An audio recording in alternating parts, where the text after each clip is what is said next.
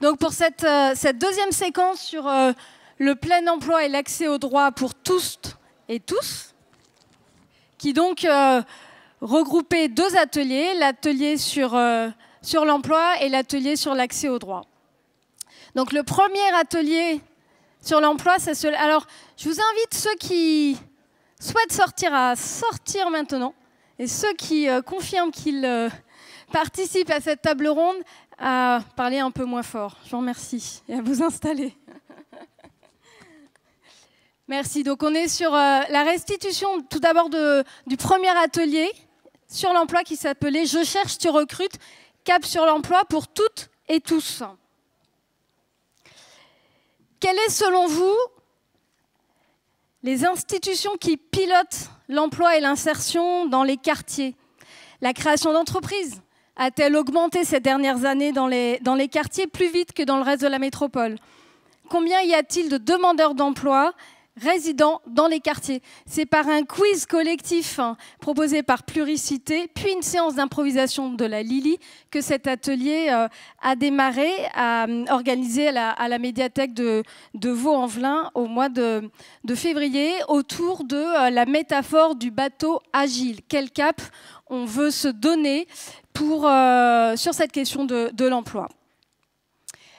Alors, même exercice, notre collègue Lou a illustré sur cette fresque les principales propositions, avec tout d'abord l'enjeu d'un accompagnement au plus près des besoins des personnes concernées, un accompagnement en proximité par un professionnel référent, formé, disponible, en capacité d'accompagner sur la levée des freins, des contraintes périphériques à l'emploi, mais aussi sur le projet d'emploi, de formation, de création d'activités ou de réorienter de façon pertinente et d'accompagner sur la durée. Ça, c'était un élément majeur.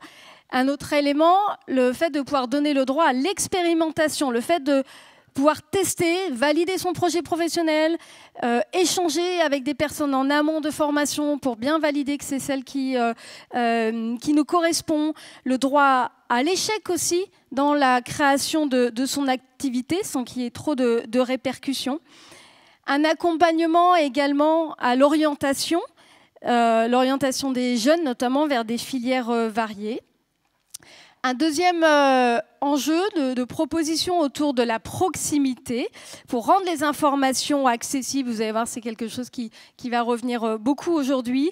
Et également cette proposition de créer une maison unique de proximité qui réunisse tous les acteurs de la chaîne de l'insertion sociale jusqu'à l'emploi, en passant par ceux de la formation, des liens avec les entreprises, pour que l'emploi ne soit pas distinct des questions et des problématiques sociales éventuelles.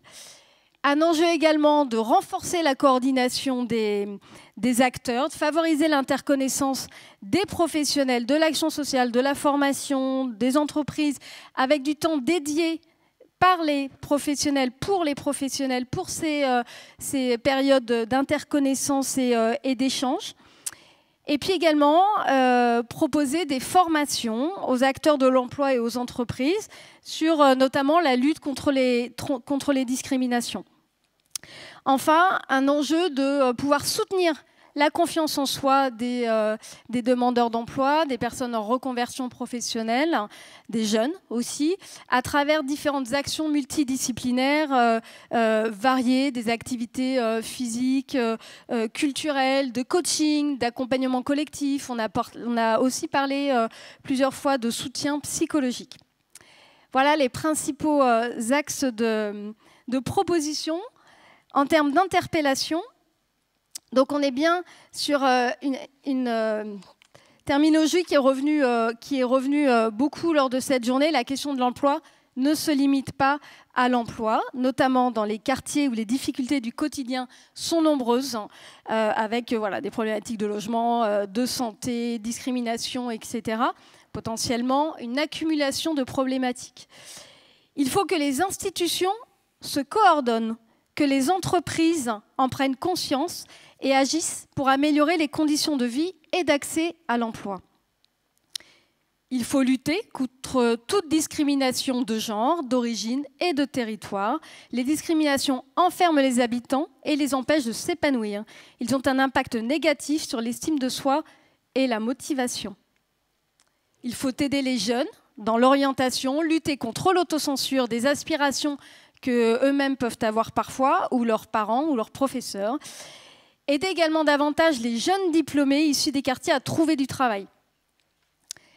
Enfin, il faut reconnaître le droit à tester, à échouer, valoriser les compétences pas classiques, favoriser la diversité. Et une phrase qui est revenue aussi, en tant qu'entreprise, la diversité apporte de la performance. Il y a des talents, des savoir-faire, des compétences à reconnaître dans les quartiers. J'ai à côté de moi Rania. Rania, vous êtes membre de l'association À vos ambitions, Havas, habitante de Vaux-en-Velin. Vous avez participé à cet atelier et puis vous aviez envie de revenir sur un élément important aujourd'hui. Merci à vous d'être là. Merci, bonjour à tous. Alors aujourd'hui, ce que j'aimerais partager avec vous sur la thématique de l'emploi, d'abord il faut savoir qu'il y a des compétences formidables dans chaque quartier populaire, mais le problème c'est qu'elles ne sont pas assez reconnues. Et si je peux me permettre, c'est les professionnels en fait, ils sont beaucoup bloqués dans leur dispositif. Et par là, je suis convaincue qu'il faut faire un diagnostic global sur la situation de chaque personne. Et c'est grâce à ça qu'on peut faire un vrai accompagnement et on peut bien suivre chaque jeune de chaque quartier populaire. Merci. Merci à vous. Merci. Alors, je vous propose maintenant de reprendre une petite séquence avec un regard décalé de la Lily qui a participé à cet atelier. On ne sait jamais par où vous arrivez, en fait. On se dépêche. Ah, mais on change tout le temps. Je suis désolée, vous allez voir notre dos tout le long de la petite séquence. Pardon. Ça n'est pas notre meilleur profil. Ah, bien. Oh, c'est ici, regardez, on a un très bon profil. Bien, alors comment vous expliquer tout à l'heure, on a participé à 4 ateliers, dont celui-ci. On a pris un peu des notes pendant les ateliers, on a pris des notes aussi ce matin, et on va vous restituer tout ça.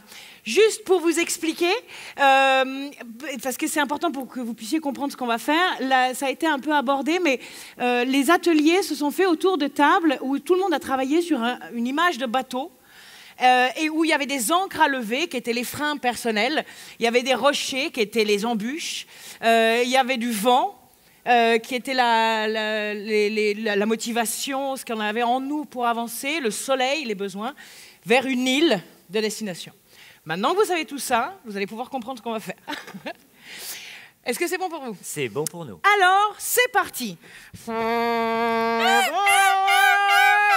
charge. On va charger. Excusez-moi. Excusez-moi. Ah, oui. Vous êtes le Oui, nouveau. c'est moi. Vous m'avez recruté sans CV, alors j'espère que... Ben, je ne vous reconnaissais pas, du coup. Voilà, c'est ça. Montez. Vous vous appelez comment? Eh bien, c'est à vous de me le dire. Il faudrait tirer une carte personnage, oui, vous voyez. alors, parce que forcément. Oui. C'est ce qu'on m'a dit à Pôle emploi. Vous êtes Ingrid. Ingrid. Vous avez 20 ans, Oui. 2 enfants. Oui. On va vous trouver des valeurs. Eh ben, c'est super. Voilà. Ah, vous savez, c'est pas Grimpez. tout à fait mon domaine de compétence, mais bon, avec Pôle emploi, vous savez, l'assurance chômage, tout ça qui a changé, on est obligé de prendre ce qui vient. D'accord. Sinon, quick. Parce que, écoutez, vous savez quoi? Oui. Vous avez droit à l'erreur. Ah, Vous allez pouvoir tester. je peux me tromper. Ben oui, alors on va y aller mollo quand même. Hein. Ah oui, d'accord. Mais Bon, écoutez, en tout cas, je suis très content d'être sur ce bateau. Et... Un instant, pardon, excusez-moi, c'est parce qu'il y a du bruit dans les Je vous en prie. tuyaux, et là, c'est tout le fric de la politique de la ville qui passe. Ah, C'est juste qu'on sait pas où ça va. ah bah, ça passe dans un silo étanche, en tout cas. Bon, en tout cas, voilà, s'il y a des petits bruits, vous inquiétez pas. Non, bah, je m'inquiète pas, c'est pas le bateau qui coule. Non. Non. Alors, écoutez, ce qu'on va faire, c'est qu'on va démarrer par lever l'ancre. Hein, on va lever les ancres, d'accord? Ah. Allez, levez l'ancre du manque de diplôme. Oui, voilà. Voilà. Allez, levez l'ancre du manque de confiance. Ah oui, Voilà. très bien. Et vous allez aussi lever l'ancre de votre quartier, en fait. Ah bah, il y Parce a que marqué Vaux-en-Velin sur cette encre. Ben, parce que vous venez de Vaux-en-Velin. Oui, c'est moi. Voilà, donc vous avez fait vos stages à Vaux-en-Velin. Oui, ah bah, j'ai pas pu en sortir. Voilà, ben alors, levez l'ancre.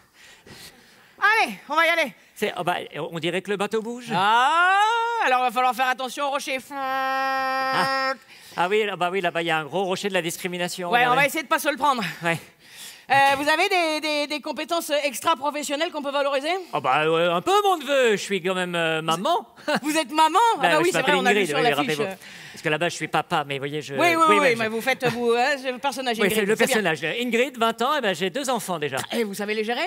Ah bah très bien. Alors vous savez gérer du personnel? Ah Vous bah faites une vos équipe courses? entière. Vous savez faire vos courses? Je sais faire mes courses. Vous savez gérer un budget? Ah, regardez, on a tout ça. Mais J'ai- par contre, mes enfants, qu'est-ce que j'en fais pendant que je suis sur le bateau? On a mis des petits canaux comme ça, le temps que vous trouviez de l'emploi, il y a Ah. des animateurs sur les canaux. Oh, c'est bien Mettez trouvé. vos enfants les sur les canaux. enfants, montez, il y a des animateurs dans le canot. Ouais, alors on est parti, c'est-à-dire qu'ils nagent Bah, ils derrière. nagent, là. ils Ah oui. nagent très bien. Oui, oui, parce qu'eux, ils n'ont pas encore toutes les encres. Est-ce que vous, de temps en temps, vous poussez la voix vers eux? Oh, Non, mais un petit peu, vous avez le un droit de petit le peu dire. de temps en temps, un petit Bon. peu. Eh ben, ça veut dire que vous allez chanter. Vous allez venir voir, parce qu'on a mis une chorale dans la cale Oui. pour pouvoir travailler ensemble. Ah oui. Et comme ça, au bout d'un moment, on va pouvoir fêter, parce qu'arrivé à Lille, là, on va avoir une méga fête. Non. La fin de la politique de la ville. Ah. Donc tout le monde va Enfin. chanter. Par contre, excusez-moi, mais moi j'ai quand même très très peur d'un truc. Hein. Ah non. Bah, c'est l'iceberg. C'est-à-dire Bah, s'il y avait un iceberg sur notre chemin. Hein, je sais pas moi, un iceberg du manque de bienveillance des institutions, par exemple. Mais on va la passer. Ah ouais. Mais on va la passer. Bah, Bon alors je peux peut-être vous dire mon métier de rêve. ah bah alors oui, faites. Portez des trucs, parce que comme ça, Ouais, on c'est travaille. ça. Voilà. Moi je voulais être testeur de matelas. Ah Ouais. Enfin bah au début oui. je voulais être président de la République. Eh ben, vous Mais- savez quoi, testeur de matelas? Hop, ça me fait juste rebondir. C'est quoi votre rythme biologique? Parce que, juste, je me permets, on en a Oh bah. souri quand un jeune dit qu'il a besoin de sommeil. Mais Ah vous ouais, savez quand même que les jeunes, justement, physiologiquement, ont besoin de sommeil, alors qu'on leur demande de se lever tôt. Comme on demande aux personnes âgées, qui ont un sommeil morcelé la nuit, Ouais. de dormir toute une nuit. Donc, on leur donne des somnifères, et bam, ils se cassent la figure le lendemain Mais vous, matin. vous êtes capitaine de bateau, vous savez tout faire. Hein, Non, mais non, pas du tout. Enfin, à force de rencontrer des gens, c'est ça, vous avez de la richesse. Mais oui. Vous êtes différent, à chaque fois que je reçois quelqu'un sur ce bateau, il est différent, je suis riche de tout ce que vous êtes. Oh, vous êtes formidable. Vous me donnez la confiance qui me manquait. Regardez, fou. Parce que vous savez, trouver de l'emploi, c'est pas que trouver de l'emploi. Hein. Ah, je sais En fait, bien. il faut se sentir bien pour travailler. Oui, puis en pleine santé, il faut que vous ayez un toit sur votre tête et de quoi manger dans l'assiette. Exactement. Ah, c'est très... hein. Hein, tout est lié, comme on Oh, dit. tout est regardez ce soleil. Eh, Et là-bas, là, sur la petite île que vous voyez, c'est une maison. D'accord. Une maison unique. Dès que vous avez besoin de quelque chose, vous y allez. Ah, c'est d'accord. Alors, du moment de la recherche, Ouais. jusqu'à l'occupation de l'emploi, jusqu'à la fin de l'emploi, puis après, vous pouvez y aller peut-être pour aller demander s'ils ont à manger ou quoi. À chaque Une question, maison unique. un guichet. Quoi. Un guichet unique. Ça, c'est pratique. Hein, vous n'êtes plus un invisible. Vous êtes visible. Non, non, non. Poussez la voix. Non. Vous n'êtes plus non plus un silencieux. Ah, super. Ah, oh, merci. Alors, je dis pas que ça va marcher, un testeur de matelas. Mais Ah quoi bon qu'il arrive, on va y aller sur cette île. Écoutez, Vous sentez ce vent? sur une île, Ici, sur la une île, il y a de quoi Bombole. tester des matelas. Allez, allez, la grand voile, on y va, tout le monde, on y va. Et puis n'ayez pas peur des acronymes. Ah bah, quand même un peu. Vous les comprendrez pas, mais passez au travers. D'accord. Sachez juste que de toute façon, ça veut tout dire la même chose. Ah oui, ok. QPV, QVA, QQQ, on s'en fout. Allez. Voilà. Parce Allez. qu'à un moment donné, si on vous le dit avec le sourire, Oui. c'est peut-être qu'on vous entube. Allez. Allez.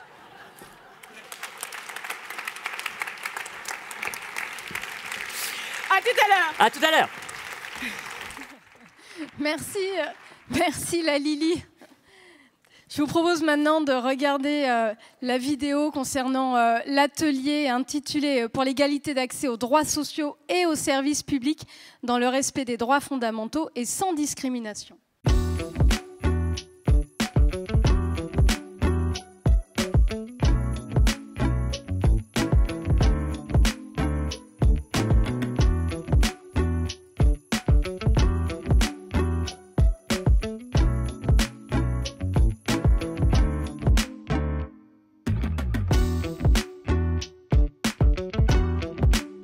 Avant, il y avait quelqu'un qui vous aidait, qui comprenait pour vous ce qu'il fallait faire. Aujourd'hui, vous êtes tout seul face à vos documents, il faut que vous compreniez. Donc aujourd'hui, on nous demande une compétence supplémentaire qu'on n'avait pas avant.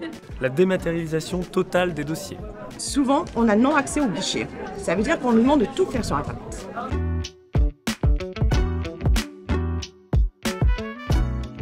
Avoir quelqu'un en face aussi qui peut accompagner dans les démarches.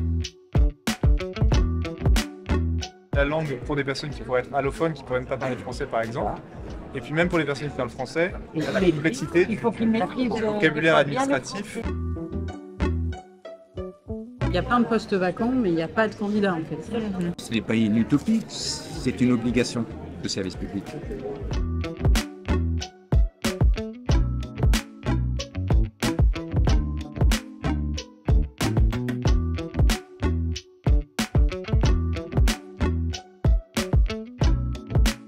On est dans une nouvelle ère, et l'ère du numérique, et qui, quoi qu'il arrive, il faudra passer par là. Les gens n'ont pas des formations au numérique.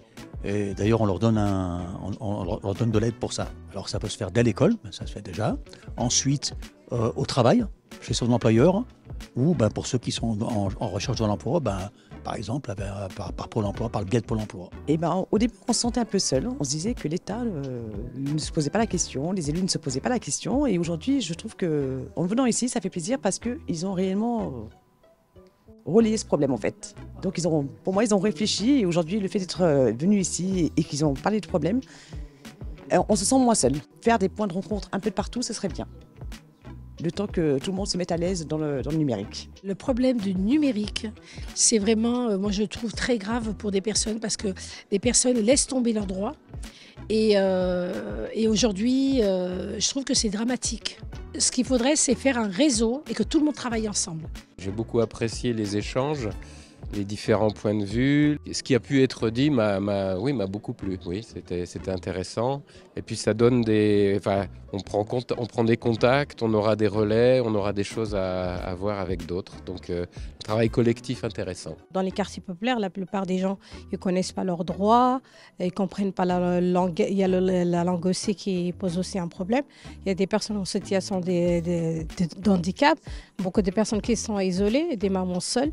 Donc c'est vrai que moi-même, il y a des choses que je ne connais pas par rapport à mes droits face à la CAF. Ce que j'ai trouvé intéressant, c'est qu'on est tous de profils différents et du coup, ça enrichit la discussion et ça enrichit la conversation. Comme quoi, même en étant de profils différents, d'horizons différents, de structures différentes, finalement, on a tous une bonne partie des problématiques qui sont communes. Comment est-ce qu'on peut assurer le lien entre les services publics et les associations sans que l'un prenne le relais sur l'autre et se dédouane? C'est bien ce qu'on a dit dans notre groupe.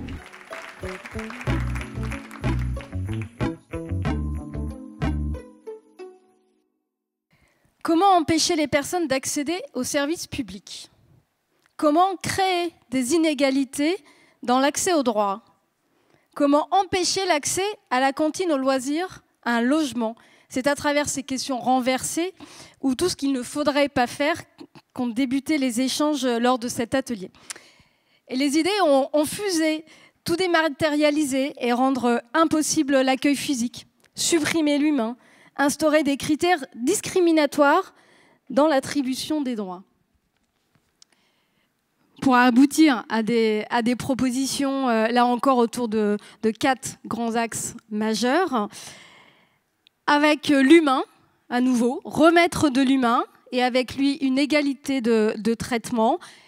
La Lily en parlait, un guichet unique de proximité, ouvert sur des horaires amples et notamment adaptés aux personnes qui travaillent, non discriminant, avec un professionnel en lien qui suit les dossiers. Un lieu qui part des besoins des ayants droit. Et cette notion d'ayant droit est quelque chose qui est revenu, qui était fort et qui permet de changer la perspective. On n'est plus sur des bénéficiaires, sur des usagers ou des allocataires, on parlait d'ayant droit. Et puis définir dans chaque institution un interlocuteur direct pour aider, pour accompagner, pour répondre aux questions des structures souvent associatives, qui accompagnent les personnes dans leurs droits, qui jouent souvent ce rôle d'intermédiaire entre les ayants droit et les services publics. Donner des moyens aux structures en recrutant, en payant, en formant, en outillant, en valorisant les professionnels de ces structures, notamment sur les fonctions d'accueil, en formant et en outillant aussi les bénévoles des associations qui sont amenés à jouer ce rôle d'intermédiaire. Mieux informer, mieux communiquer sur les droits, sur les possibilités de non-recours par des agents professionnels qui soient des professionnels qui soient formés, qui viennent expliquer aux personnes leurs droits via différents canaux, qui soient adaptés aux personnes. Développer également des services publics mobiles, simplifier les procédures, décloisonner les institutions pour déployer le principe de « dites-le-nous une fois ». Clarifier les messages et permettre aussi aux personnes à chaque usager, chaque ayant droit, la possibilité de choisir son canal d'information et que ce ne soit pas obligatoirement tout au numérique, mais donc le droit au non numérique. Et enfin, universaliser l'accès aux droits, partir du postulat que chacun bénéficie d'un maximum de droits dont l'accès est simplifié, automatisé, en sortant de la logique de demander pour avoir. En termes d'interpellation, les institutions doivent prouver qu'elles ont vraiment envie d'améliorer l'accès aux droits sociaux pour les habitants. Ce ne sont pas les ayants droit qui doivent s'adapter aux services, mais bien l'inverse. Il faut rétablir, revaloriser un accueil ouvert, un accueil physique, de qualité. Il faut garantir des alternatives au numérique, arrêter de discriminer les habitants et leur garantir l'égalité de traitement, peu importe la langue parler, l'âge, la situation économique. Simplifier, accompagner les personnes dans leur démarche. Effectivement, cette idée de référent unique est revenue très régulièrement. L'enjeu aussi de pouvoir mieux valoriser et accompagner le travail des intermédiaires, des associations très généralement, souvent non financées à la hauteur de leur travail et qui dépassent leur rôle. Également les salariés et les bénévoles de cette structure qui ne sont pas toujours formés dans cet accès aux droits et dans leur capacité à accompagner les personnes. Et puis aussi avoir des personnes ressources dans les services publics, dans les institutions qui délivrent leurs droits, justement pour accompagner les personnes, pour accompagner aussi les intermédiaires, on l'a dit, pouvoir justement proposer des professionnels qui soient en ligne directe avec les associations qui accompagnent les personnes pour aider dans cet accès aux droits. Et à terme, donc, il faudrait une inconditionnalité des droits pour toutes et tous. Ce ne sera plus aux ayants droit de demander leurs droits, mais aux institutions de les garantir. Voilà les interpellations. Je vois déjà que ça provoque des réactions très certainement. Avant de vous donner la parole, je propose à Sabine Morel, qu'on connaît déjà un peu, Sabine en tant que directrice de l'association Amélie et qui a participé à cet atelier. Merci. Avec un Y comme Lyon et pas le I de la sécurité sociale, c'est important de le préciser. Accès aux droits et médiation. Moi, j'ai participé à cet atelier et je voulais juste revenir rapidement dessus en disant que j'ai beaucoup aimé les questions inversées. Qu'est-ce qu'on pourrait faire pour vraiment empêcher quelqu'un d'accéder à ses droits ? Moi, je me rends compte quand même, sur la pratique, qu'on a fait beaucoup de choses pour empêcher d'accéder aux droits. Et c'est assez intéressant parce que les exemples sont venus de choses vécues. Voilà. Plus dire, je ne vais pas vous refaire le truc parce que vous l'avez eu. J'avais plutôt un regret dans tout ce qui a été mis en place depuis ces dernières années, parce qu'il y a une prise de conscience qu'il y avait des problématiques de dématérialisation qui empêchaient l'accès aux droits au pluriel. Excusez-moi d'y revenir, mais c'est mon dada, je l'ai dit dès le départ. On ne s'est pas tellement appuyé sur les structures qui interviennent déjà là-dessus et qui ont cette question déjà là-dessus. Et finalement, on a posé un peu les conseillers numériques, c'était une super idée, mais les conseillers numériques, ils ont été placés comme ça, ils ne fonctionnent pas tous de la même façon en fonction des territoires parce qu'il y a des besoins qui étaient différents. Et du coup, les structures qui travaillaient déjà sur ces questions-là, il a fallu qu'on travaille petit à petit avec ces conseillers numériques qui des fois étaient complètement démunis aussi parce qu'on ne leur demandait pas les mêmes choses. Donc ce que j'ai trouvé dommage, c'est qu'il n'y avait pas en amont finalement une discussion, un partenariat, une mutualisation des expertises, des compétences de ce qui existe déjà sur le terrain. Parce que les associations, alors on dit les associations, ce n'est pas les habitants. Si, je suis désolée, moi je suis une habitante, je suis une militante, je suis directrice d'une association, mais je suis aussi sur le terrain et je suis une habitante, je vois les problématiques qu'on rencontre tous. Donc on est aussi des habitants en fait. C'est pas, je ne me considère pas que comme directrice d'association. Voilà. Et juste vraiment pour moi, la vraie question, c'est pour pour l'avenir des contrats de ville, c'est mutualiser les compétences. Oui, donner des moyens, bien sûr, mais ces moyens, il faut qu'ils soient cohérents. C'est pas donner des moyens à une seule structure pour qu'elle s'occupe de tout, parce qu'elle n'est pas compétente dans tout, c'est tout. Un travailleur social n'est pas un juriste n'est pas un travailleur social, un écrivain public n'est pas juriste, etc. Le juriste n'est pas écrivain public, voilà, tout ça. Et donc, au contraire, ce qu'on a intérêt à faire, c'est être vraiment dans l'interconnaissance, dans la mutualisation des compétences. Moi, je dis souvent à mon président, le jour où il y a des soins à se faire sur le macramé, on n'ira pas faire du macramé, parce que nous, on fait de l'accès au droit et de la médiation. Donc, c'est important aussi qu'on se connaisse bien. Et je terminerai juste pour un petit exemple. Tout à l'heure, je vous ai parlé de la différence qu'on faisait entre accès au droit au pluriel et l'accès au droit au singulier, et de ne pas limiter les gens à juste l'accès aux prestations sociales, parce que c'est un peu ce qu'on a tendance à faire. Juste vous dire qu'il y a une vraie articulation. Un exemple qu'on a vécu, une dame qui est venue nous voir pour refaire ses papiers, son titre de séjour auprès de la préfecture, en passant par le site dématérialisé. Cette dame, elle avait plus ses papiers parce que son mari, elle subissait des violences conjugales de la part de son mari et lui avait gardé tous ses papiers. Situation qu'on rencontre. Notre intervenant, il n'est pas compétent sur cette question-là. Il a fait le lien avec une juriste qui a parlé aussi de la possibilité, la problématique de divorce, donc l'accès au droit au singulier. Et on a fait le lien avec l'association d'aide aux victimes de victimes de violences conjugales pour justement aussi travailler la question. Et maintenant, cette dame, sa situation s'est débloquée, elle a ses papiers à nouveau et elle va pouvoir se sortir de cette situation. Et ben, c'était juste un exemple de vous montrer que l'accès au droit au pluriel, ça ne suffit pas pour avoir un accès au droit universel comme il a été demandé là. Je finirai là.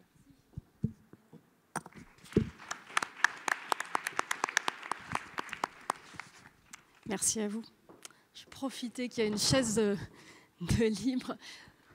Merci. Alors, je vous tourne le dos. Voilà, on fait comme on peut. Merci pour cet échange. Donc, on continue les regards croisés.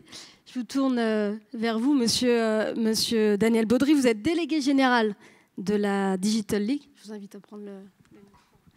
La Digital League, c'est un cluster qui réunit les entreprises du numérique en Auvergne-Rhône-Alpes. Il y a 450 entreprises, dont des PME, des écoles, des universités, 200 sur l'agglomération de Lyon, un secteur en grosse croissance qui représente 45 000 emplois, vous m'avez dit.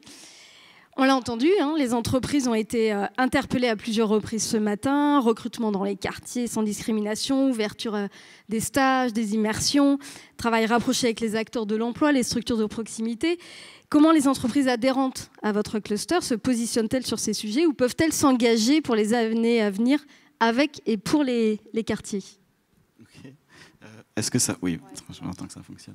Merci de m'accueillir. En arrivant tout à l'heure, je me suis demandé si j'étais bien à ma place. Un peu impressionné, en fait, parce que c'est vrai que la politique des quartiers, c'est pas notre quotidien. Et puis en écoutant, je me rends compte que si, en fait, on est bien à notre place. Déjà sur la façon dont vous avez abordé les sujets de pensée inversée, d'ateliers participatifs, le speedboat qu'on nous a expliqué avec les encres et tout. En fait, on parle le même langage. En fait, les entreprises du numérique qui sont dans mon réseau, c'est des entreprises soit qui développent des logiciels pour les vendre, soit des entreprises qui proposent des services de développer des sites web, des choses comme ça.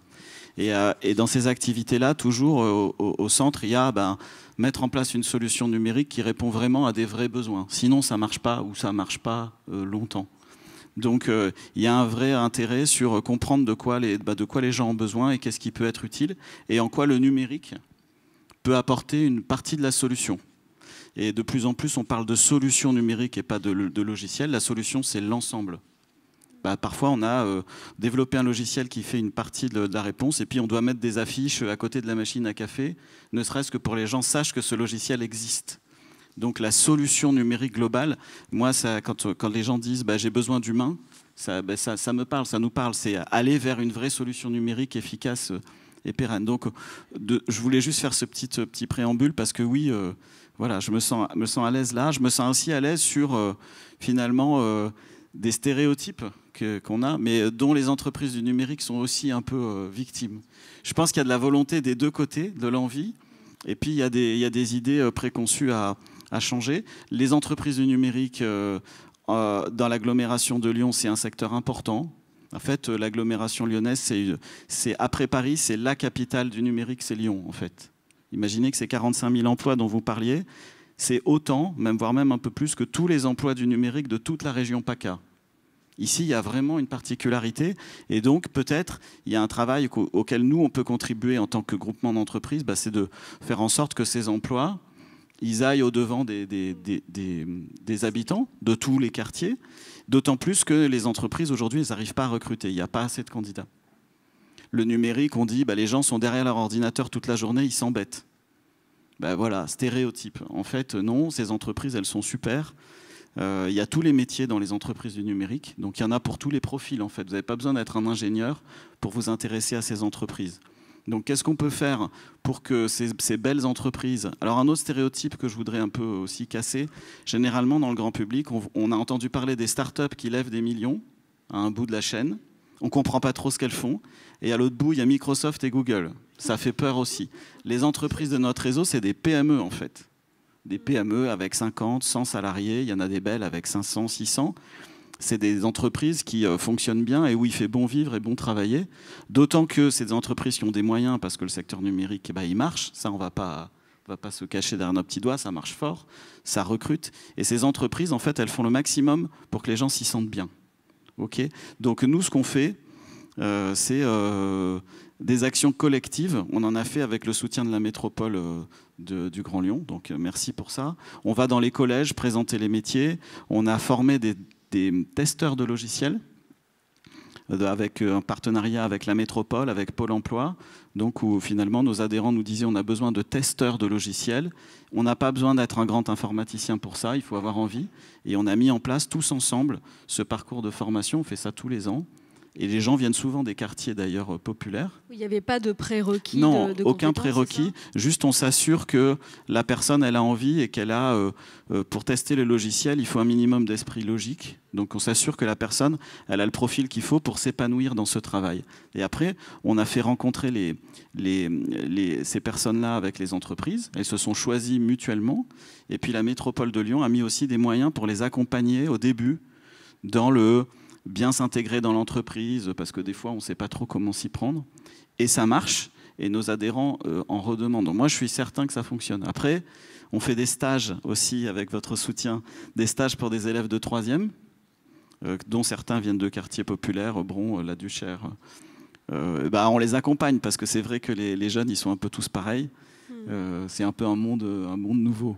Maintenant, je rebondis juste sur ce dernier point. Vous avez dit la diversité, c'est de la performance pour les entreprises. C'est vrai. C'est vrai, quand on recrute que les mêmes ingénieurs mâles, du même âge, qui sortent de la même école, ça ne marche pas. Donc il y a beaucoup d'entreprises dans notre réseau qui s'ouvrent beaucoup à la diversité en disant c'est une vraie richesse. Nos clients sont divers, il faut que nos équipes soient diverses. Et c'est une réalité. Maintenant, les stéréotypes, ils existent encore toujours. Il y a du travail à faire. Nous, Digital League, modestement, on a un bout de la solution. C'est apporter les entreprises. Non, depuis tout à l'heure que je vous écoute, je me dis, encore heureux qu'on puisse se réunir, peut-être pour faire avancer les choses ensemble. Parce que nous, tout seuls, voilà, on n'y arrivera pas. Mais on est motivés. Hein. Ouais, vous disiez, lorsqu'on a échangé en amont de cette table ronde, que sur ce sujet de la lutte contre la discrimination, aussi en tant que cluster, vous étiez tout à fait en positionnement majeur pour accompagner les entreprises qui sont les vôtres avec le soutien des acteurs du territoire sur ce sujet de la lutte contre la discrimination, pour former les entreprises. Merci. Merci, Madame... Emeline Beaune, en tant que vice-présidente de la métropole de Lyon à l'économie, l'emploi, le commerce au numérique, à la commande publique, un grand nombre des interpellations entendues ce matin, tant dans le champ de l'emploi, la création d'entreprises que de celui de l'accès aux droits, avec notamment le retrait des accueils physiques, avec la question du numérique, les conseillers numériques dont on vient de parler aussi. Tous ces sujets viennent toucher ceux de votre délégation. Comment vous réagissez à ces interpellations et quels sont les chantiers qui vous paraissent prioritaires pour les années à venir dans les quartiers ? Alors déjà, merci. Je vais faire successivement. Pour rebondir sur la suite de Digital League, il me semble que la métropole, mais je pense la plupart des collectivités, en dehors, c'est un message important que je voulais faire passer, en dehors du strict droit commun politique de la ville, s'organisent pour accélérer certaines choses. Tout ce qui vient d'être cité, c'est pas du tout financé par la politique de la ville, c'est financé par une politique publique numérique et par une politique publique économique. Donc le message que je passe en rebond à la table ronde précédente, c'est sans doute qu'en fait les politiques publiques de base doivent intégrer qu'elles doivent agir pour toutes et tous, avec de l'égalité, et qu'on n'a éventuellement pas besoin d'avoir une spécificité QPV ou QVA ou je ne sais quoi. Pourquoi ? Parce que la base, normalement, c'est de travailler l'égalité. Voilà. Et sans doute, il est possible que si on était allé voir Digital League en lui disant « Ah, la politique de la ville voudrait faire ceci, cela », peut-être qu'on n'aurait pas fait tout ce qu'on a fait, comme je disais en aparté. Moi, je suis allée à la femme de une des promotions de femmes qui ont été formées, coachées, accompagnées et, comme tu le disais, qui ont choisi l'entreprise dans laquelle elles travaillent maintenant. Et ben, on est super fiers en fait quand on voit qu'on a pu mobiliser de l'argent public local pour faire ça. La métropole, elle a fait un choix, mais sans doute aussi comme d'autres territoires, de travailler sur des filières spécifiques d'activités économiques et de parler à toutes et tous. On n'a pas la compétence information pro, mais on essaye de mobiliser un maximum cette compétence avec un outil qu'on a en commun avec l'État, qui est la Maison métropolitaine d'insertion pour l'emploi. Et pareil, égalité, on se dit, sur le territoire, il y a des filières qui embauchent. Alors vous avez toutes en tête que de toute façon, ça embauche partout, mais il y en a qui ont plus de sens, plus d'utilité, plus d'efficacité sociale, économique, environnementale. Je pense à la filière agricole et alimentaire, où on sait qu'il y a de l'envie d'agir, des compétences et des talents partout, y compris dans les quartiers. Il y a la filière numérique, donc elle a été illustrée. Il y a une petite spécificité territoriale avec la filière textile. Je tiens à le dire, je vous donne un cas d'usage. À Amplepuis, en dehors, parce qu'on bosse à l'échelle du carré métropolitain, il y a une entreprise qui n'a pas pu, une entreprise du secteur textile, qui, faute d'embauche, ne va pas implanter son entreprise à Amplepuis, mais va l'implanter à Saint-Fond. Pourquoi ? Parce qu'à Saint-Fond, on est en capacité d'accompagner des hommes et des femmes vers des métiers productifs du textile, tout simplement. Moi, ça m'a peiné de voir que cette boîte, voilà pourquoi, parce qu'à Amplepuis, au jour d'aujourd'hui, mais ça leur a fait un exemple, n'est pas capable d'accompagner des hommes et des femmes, quel que soit leur niveau de base, et c'est pas avec Pôle emploi, pour répondre aux besoins du territoire et surtout à l'envie d'agir des habitants. Voilà. Je voulais rebondir sur le sujet de l'inclusion numérique. Alors j'entends votre message, je ne suis pas complètement d'accord, on s'en reparlera, mais je tiens à le dire, je ne suis pas complètement d'accord. Les CNFS, on l'a en tête. Moi, j'ai été emploi jeune. Les conseillers numériques de France Service. L'État a toujours fonctionné comme ça, avec des emplois aidés à un moment. Et à un moment, on saisit une opportunité pour tisser le fil et construire quelque chose. Je pense que vous avez en tête, si vous ne l'avez pas, je vous le dis, mais ils étaient tous là dans la visio. La métro, avec d'autres, elle s'est organisée pour tenir un réseau sur l'inclusion numérique qui s'appelle Résine. Voilà. Qui tient un temps fort tous les ans. L'année dernière, c'était à Vaux-en-Velin, à la médiathèque. Et ce réseau, il existe. Voilà. Peut-être qu'on ne l'anime pas suffisamment bien. Peut-être qu'en tant que vice-présidente, je ne pousse pas suffisamment pour qu'il y ait des ETP pour animer ce réseau. Mais il existe. 2, utilisons tous les moyens qui sont à notre disposition pour accélérer. Moi aussi, je dénonce la dématérialisation. Force est de constater qu'on n'arrive pas à arrêter cette machine. Par contre, on se doit de mettre des hommes et des femmes de tous les âges en capacité d'entendre tous les besoins en proximité. Donc on utilise les conseillers numériques France Service, avec leur accord bien entendu, pour accélérer ça. Bien sûr que la métropole, que les communes, les CCAS, etc., tout le monde se met autour de la table, mais je trouve que le regard, il est un peu dur sur, en gros, vous avez posé des CNFS, et puis ces CNFS, j'ai en tête la discussion avec la Fédé des centres sociaux, finalement, ces CNFS, en gros, ils nous prennent plus de temps. Je ne suis pas si d'accord que ça, donc je tenais à le dire, et j'ai bien conscience que, du coup, pour répondre à votre question, en fait, le principal job des collectivités territoriales, il est sur ce sujet du numérique. Tout le reste, tout est là. Tout est là, hein. Les compétences, les envies d'agir, l'accompagnement à l'entrepreneuriat, voilà. Et les entreprises, je ne sais pas ce qu'a dit le président, parce que j'ai raté son intervention, mais pour le coup, c'est jamais tout merveilleux. Mais lundi, il a dû le dire, lundi, on a réuni un peu plus de 150 entreprises qui ont levé le doigt pour dire on est OK pour se bouger, en plus du recrutement sans CV, etc., pour s'adapter à l'envie d'agir des habitantes et habitants et lever tous les freins avec la métropole. Donc c'est la fameuse charte des 1000. Moi, j'ai trouvé ça... J'ai rarement, on sait très bien pourquoi ils sont comme ça parce qu'ils n'arrivent pas à recruter. Mais quand même, ok, ils n'arrivent pas à recruter, mais j'ai jamais vu des entrepreneurs PME, PMI, ETI, hein, je ne parle pas des grands comptes. Les grands comptes, c'est autre chose, ils ont la responsabilité sociale de leur organisation, ils jouent autre chose. Mais d'avoir des petites entreprises de notre territoire, partout, dans toutes les communes, qui disent « moi, je suis ok pour faire un pas de côté et me bouger, pour m'adapter au champ des possibles dans mon territoire, dans mon quartier », je trouve ça chouette. Et j'insiste, je ne suis pas certaine qu'il faille mettre l'étiquette QPV partout à toutes les sauces. Merci. Merci. Monsieur Mohamed Boudjelaba, Madame Beaune a interpellé le rôle des collectivités. On l'a vu aussi ce matin, cet enjeu d'interconnaissance des professionnels sur un territoire, il est majeur, avec du temps spécifique qui puisse être dédié pour ce temps. En tant que maire de Givors, comment vous recevez ces interpellations des habitants comme des professionnels, et sur quel axe vous souhaitez engager votre ville pour les années à venir? La commande politique que j'ai assignée, en tout cas à mes services, c'est le maître mot, c'est partenariat. C'est la coordination, c'est travailler avec tout le monde. Parce qu'en fait, en arrivant en tant que maire, ce que j'observe, c'est que tant sur les questions de droit que sur les questions de l'emploi, en fait, vous avez une multitude de partenaires, une multitude de dispositifs. En fait, on ne sait pas qui fait quoi. Et c'est là où commence le problème. C'est-à-dire que, pris bout à bout, pris les choses une à une, on peut se dire qu'on répond à tout. Mais en fait, tant qu'elles ne sont pas coordonnées, en fait, on est en train de perdre le citoyen, l'usager. Et c'est la question cruciale. La question cruciale, c'est vraiment le partenariat, la coordination entre les acteurs, et puis simplifier pour l'usager.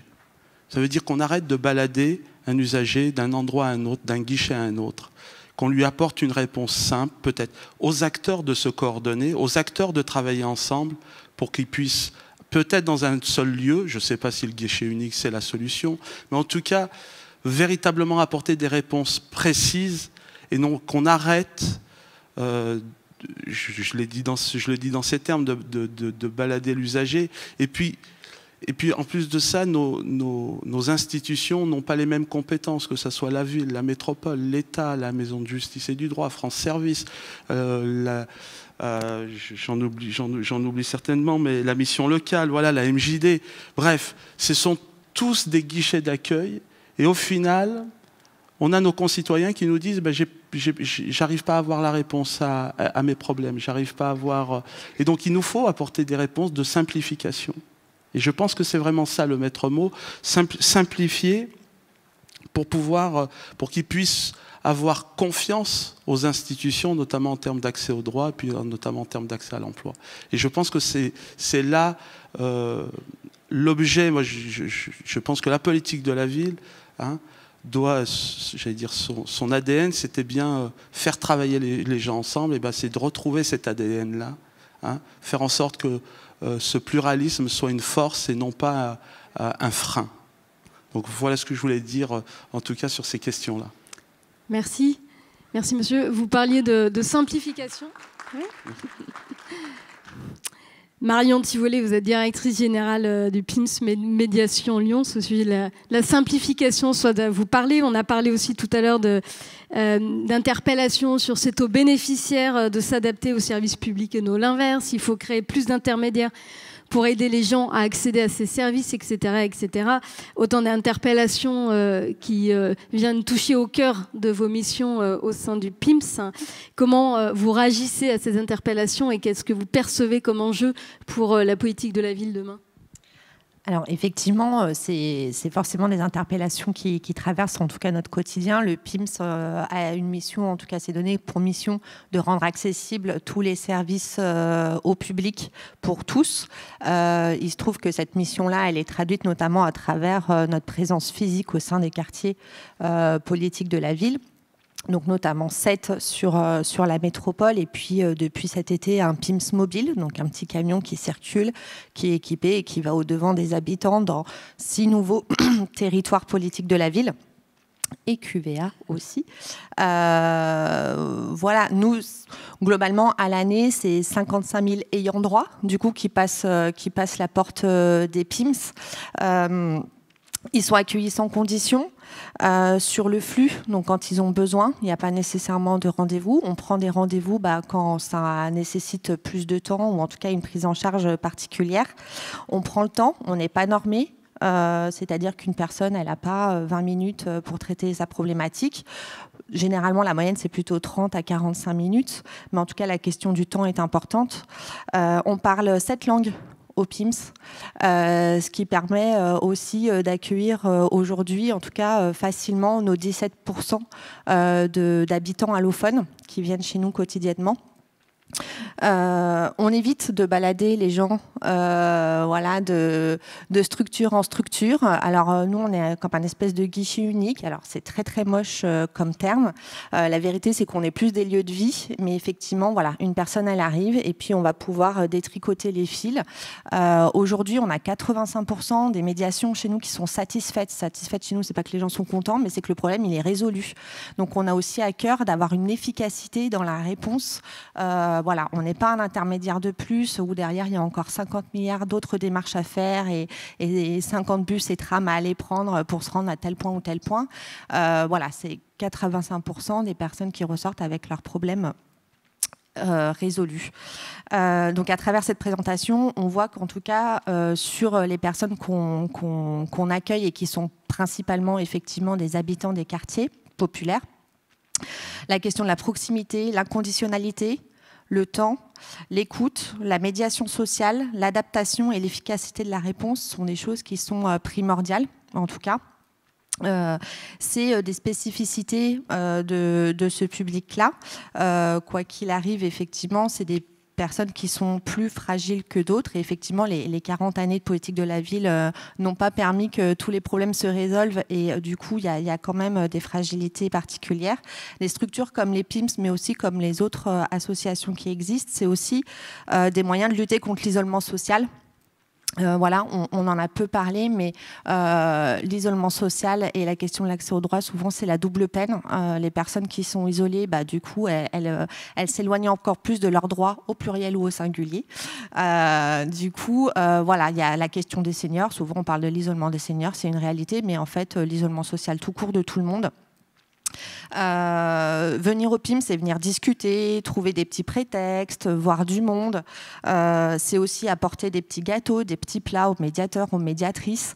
Voilà, et c'est aussi rendre le service qu'on nous a rendu quand on est venu au PIMS. Et ça, c'est hyper important pour se dire que voilà, on est aussi capable de donner aux gens qui nous ont donné. En termes de confiance en soi et de prise en compte, c'est plutôt chouette. Et puis effectivement, c'est aussi des lieux de lutte contre certains freins, le frein à la fracture numérique, le frein de la langue, on en a pas mal parlé, le frein au code administratif, parce que là, je prends à partie chaque administration, que ce soit collectivité, des administrations nationales ou quoi que ce soit, où il y a un vrai travail à faire, en tout cas sur la question du langage et des codes administratifs. C'est aussi une prévention du décrochage économique de certains foyers.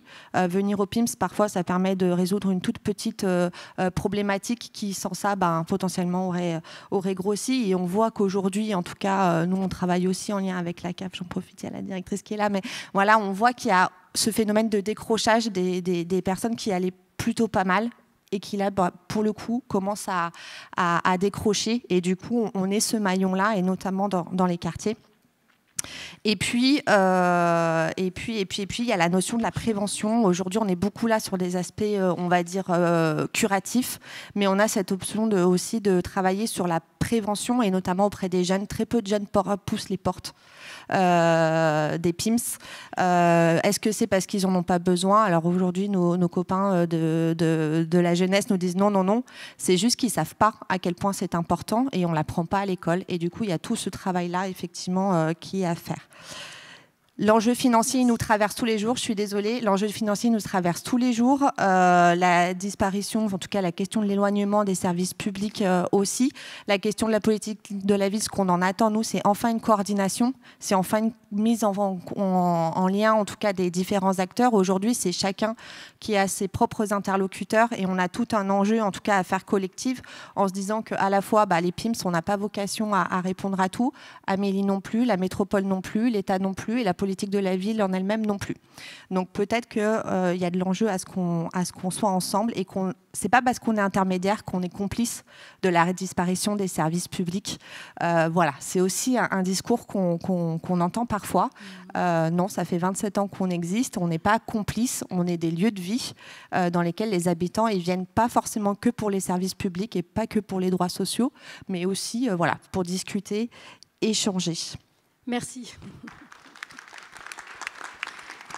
Acteur intermédiaire et pas complice, Monsieur Gascon, on a vu les collectivités sont fortement interpellées. Il y a cet enjeu de soutenir les intermédiaires et de se mobiliser aussi. Comment sur votre ville de Saint-Priest, pour laquelle vous êtes maire, sur laquelle sont présentes aussi un certain nombre important d'entreprises, comment accompagnez-vous et projetez-vous cet accompagnement dans l'accès aux droits et à l'emploi des habitants de vos quartiers sur les années à venir? Alors bonjour à toutes et à tous. Merci pour votre invitation. Donc Saint-Priest, c'est 3 quartiers en politique de la ville, et 2 quartiers en veille active. Et 47% de la population est active sur Saint-Priest. Moi-même, j'ai grandi à Saint-Priest, j'y suis né, et j'ai connu de grandes et belles histoires humaines également dans ces beaux quartiers. Aussi, donc, très heureux d'être parmi vous aujourd'hui.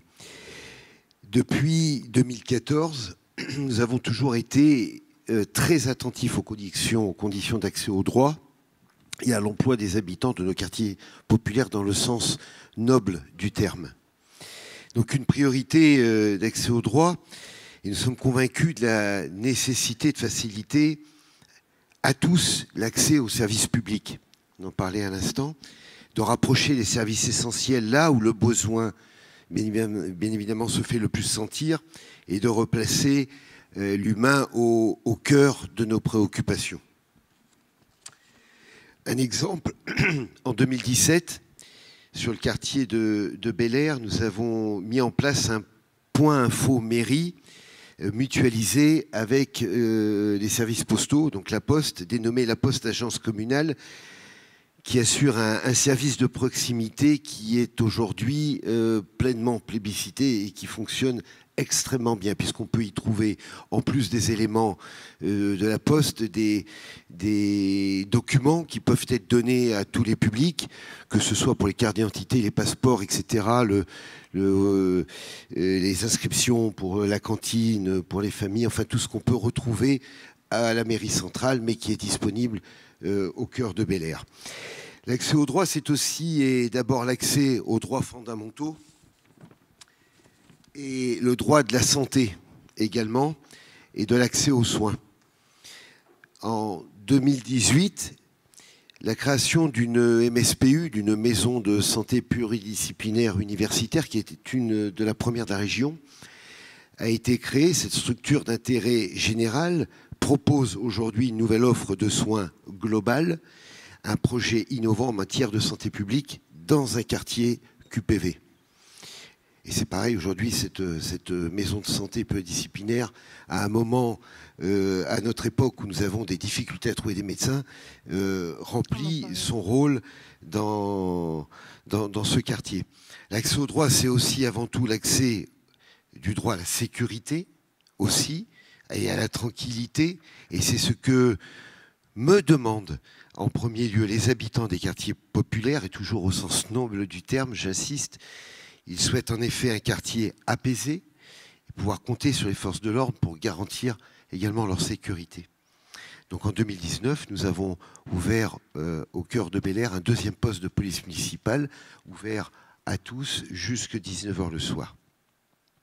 Et l'accès à l'emploi, bien évidemment.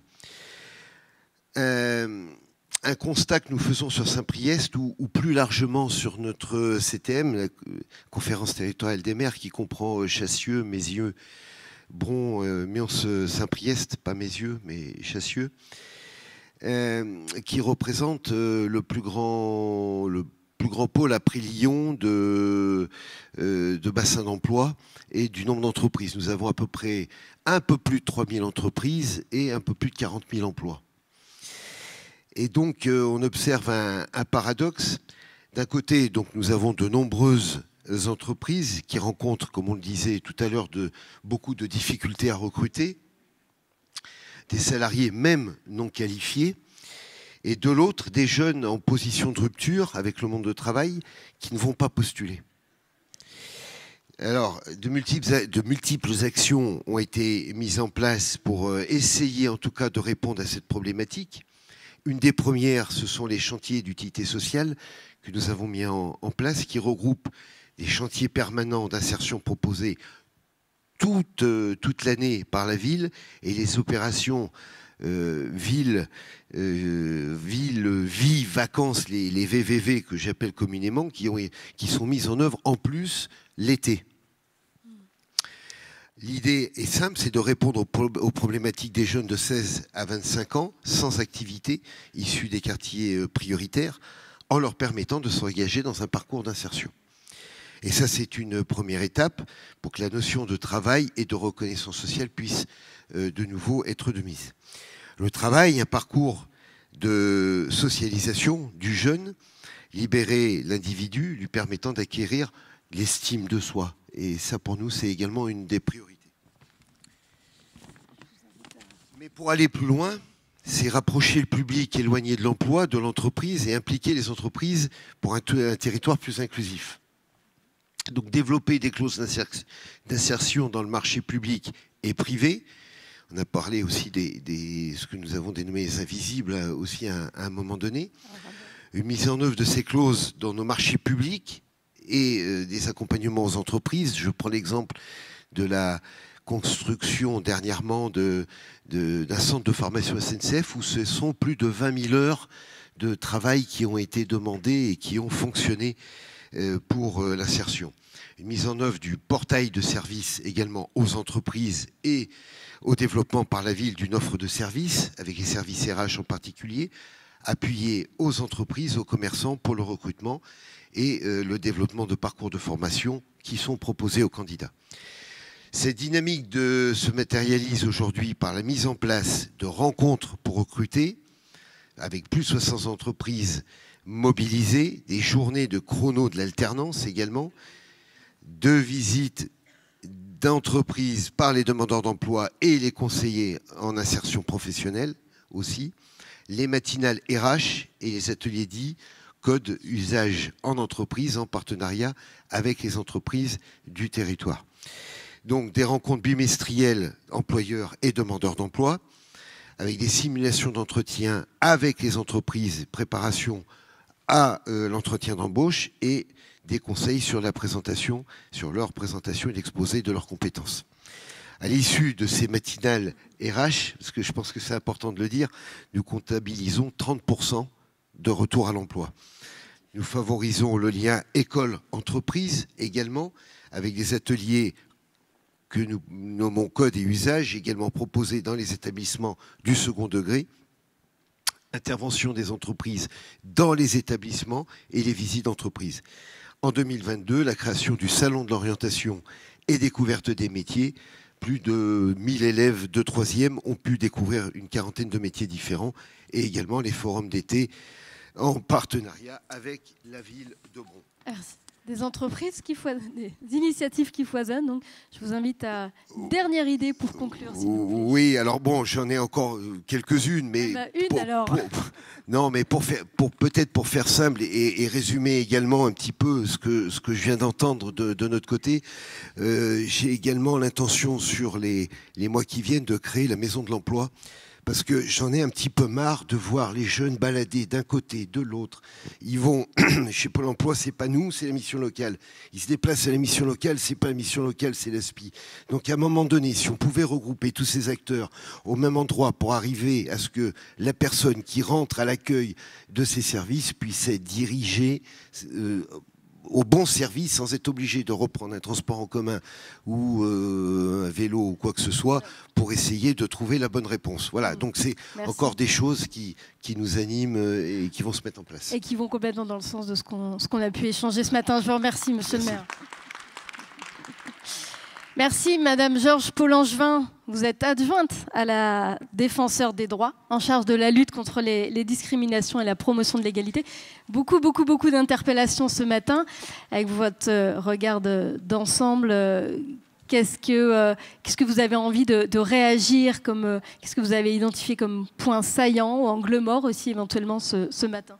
Eh bien, écoutez, bonjour à tout le monde. Je dois dire que pour moi, il est tout à fait positif de voir que la lutte contre les discriminations redevient un élément important pour la prochaine période des contrats en matière de politique de la ville. Dans la dernière période, nous avions eu parfois l'impression que le sujet était un petit peu mis en veilleuse, au profit sans doute d'autres notions qui sont également importantes, mais il faut bien se rendre compte que pour accéder à l'emploi, quand on vit dans certains quartiers, eh bien, on est confronté à des questions de discrimination, que ce soit des discriminations directes en fonction des caractéristiques de telle ou telle personne, mais aussi des discriminations indirectes. Et là, j'insiste pour que dans nos prochains contrats de ville, on s'attaque à ce qui, dans l'entreprise, sans que quelqu'un l'ait voulu spécifiquement, fait que certaines populations sont moins employées que d'autres. Alors, sur les discriminations directes et d'ailleurs indirectes, le défenseur des droits n'est pas là comme un acteur, mais il est là plutôt d'abord pour observer et pour apporter son soutien aux personnes qui sont victimes de telle ou telle discrimination. Et nous avons la possibilité de le faire parce que nous sommes autorité administrative indépendante, c'est-à-dire que la défenseure, elle est nommée, bien entendu, par le pouvoir exécutif, mais elle ne peut pas être renouvelée. Donc, elle n'a pas spécialement à faire plaisir au pouvoir en place et elle ne peut pas être dégagée en cours de route, ce qui fait que même si elle dit des choses qui ne plaisent pas, on ne peut pas s'en débarrasser. Donc, c'est pour nous une manière d'agir de manière assez confortable.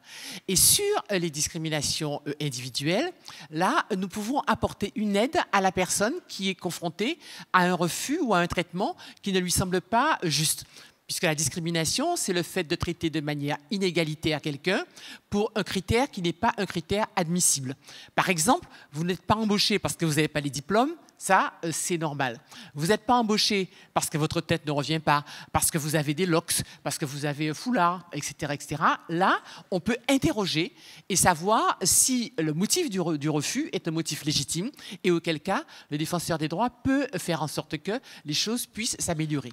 Par exemple, en matière de handicap, vous avez souvent des personnes porteuses de handicap qui n'osent pas demander un poste ou un employeur qui n'ose pas non plus les employer en disant ça n'ira pas, et bien là, nous, ce qu'on peut faire, c'est d'expliquer qu'il y a ce qu'on appelle des aménagements raisonnables et que moyennant, je ne sais pas, un ordinateur adapté, un coin travail adapté ou un amplificateur de casque, eh bien, une personne qui a un handicap, elle peut parfaitement occuper un emploi. Et je pense que là, de la même manière, au fond, un jeune qui a des locks, mais peut-être qu'il peut quand même travailler sur l'informatique. Voilà. Et par conséquent, on est là pour essayer de dégonfler souvent les sujets qui font que telle ou telle personne n'est pas prise. De la même manière, quelqu'un qui est un senior eh bien, ce n'est pas parce qu'il a 60 ans qu'on doit dire, eh bien, on ne peut plus l'employer. Surtout maintenant, on nous demande de travailler plus longtemps. Donc, là, on est là pour dire à l'employeur, ben non, cette personne, elle a encore toute son énergie, elle a des choses dans la tête. Eh bien, l'âge n'est pas un critère raisonnable pour pouvoir s'opposer à ce qu'une personne travaille. Alors, sur le plan plus général, là, je crois qu'il faut parfois se dire que quand quelqu'un n'est pas employé, on regarde souvent la personne en disant, voilà, il est trop grand, trop maigre, mal habillé. Bon. Alors qu'on pourrait aussi se demander s'il n'y a pas quelque chose à faire du côté de l'entreprise. Et je pense que dans les prochains contrats, s'il y avait quelque chose à insérer, ce serait d'une part, peut-être, par exemple, des testings. Savoir pourquoi telle entreprise n'emploie pas telle ou telle catégorie de personnes. Et c'est vrai que nous, on a eu des gens qui sont venus en disant, voilà, je n'ai pas été embauché, j'ai un nom maghrébin, je pense que ça joue. Eh bien, nous, on a la possibilité d'aller voir dans les registres. Et si vous voyez que la personne, elle a en CDD un certain nombre de gens en nom maghrébin, mais avec des noms maghrébins, mais que vous avez personne en CDI ou très peu de gens en CDI avec ce type de nom, là vous vous dites, il y a dans le processus de recrutement quelque chose à voir. Et par ailleurs, il y a aussi des enquêtes à faire pour savoir si véritablement nos entreprises sont totalement impliquées dans le plein emploi pour tous et si peut-être aussi si elles savent comment s'y faire. Donc je crois que dans vos prochains contrats de vie, il y a sans doute aussi à faire des bilans, des rapports et aussi de l'aide active aux employeurs de manière à ce qu'ils puissent savoir les erreurs à éviter et comment ils doivent faire pour pouvoir avoir une entreprise véritablement inclusive. Alors, merci beaucoup. Monsieur Baudry souhaite une petite réaction et puis après on va clore cette matinée. Oui, merci. Je voulais abonder dans votre sens. Je pense qu'il y a des entreprises dans le numérique qui ne voient pas assez de candidats. Et je pense qu'elles font des erreurs involontairement dans leur façon de se présenter, de communiquer et d'aller vers les candidats. Je pense que ça rejoint ce que vous dites, de bien comprendre finalement aussi pour elles qu'est-ce qu'elles pourraient faire de façon différente pour que ces candidats, je disais tout à l'heure, on est porteurs nous aussi de stéréotypes qu'on nous reproche. Qu'est-ce qu'on peut faire pour aller au-delà et que les candidats, enfin les personnes en recherche d'emploi et ces entreprises se retrouvent? Voilà. Je dois dire à tout le monde que le défenseur des droits et ses délégués, parce que nous en avons un certain nombre sur la région de Lyon, sont là gratuitement pour pouvoir vous aider à désamorcer les conflits. Merci beaucoup. Merci à vous. Même exercice que tout à l'heure, Sylvain va nous faire part des questions qui sont remontées. C'est en plus des réactions que des questions, il y a pas mal de choses. Pour résumer un petit peu, il nous a été dit que c'est bien d'arrêter de balader l'usager, comme ça a été dit, mais c'est plus complexe qu'on le pense et qu'il y a besoin d'outiller les habitants et de créer des vrais points de connexion pour qu'ils puissent prendre leur part. Il y a juste dernièrement là, 2-3 questions, je pense, sur lesquelles on pourra revenir cet après-midi, sur le droit à la santé, le droit aux soins psychologiques. Un gros sujet autour de la stigmatisation des quartiers populaires par les médias aussi. Pourquoi on n'en parle pas? On en parle peu en tout cas dans cette journée, mais un sujet qui remonte là. Et beaucoup de choses autour de l'écoute nécessaire des habitants, et on a notamment eu des remarques assez, on va dire, passionnelles sur la question de garder en silence la souffrance de l'invisibilité, de reléguer le sentiment d'abandon et de le cacher derrière des mots et des concepts, ce qui rejoint aussi le fait de ne pas être trop technique et donc d'avoir vraiment ce temps de l'écoute et de la compréhension, d'être dans la sincérité de l'écoute des habitants. Et puis peut-être un dernier paquet de remarques autour de constats qu'on continue à faire depuis 40 ans et qui serait peut-être temps de préparer 2050. Voilà pour résumer les quelques questions qui sont sorties aux remarques ou interpellations.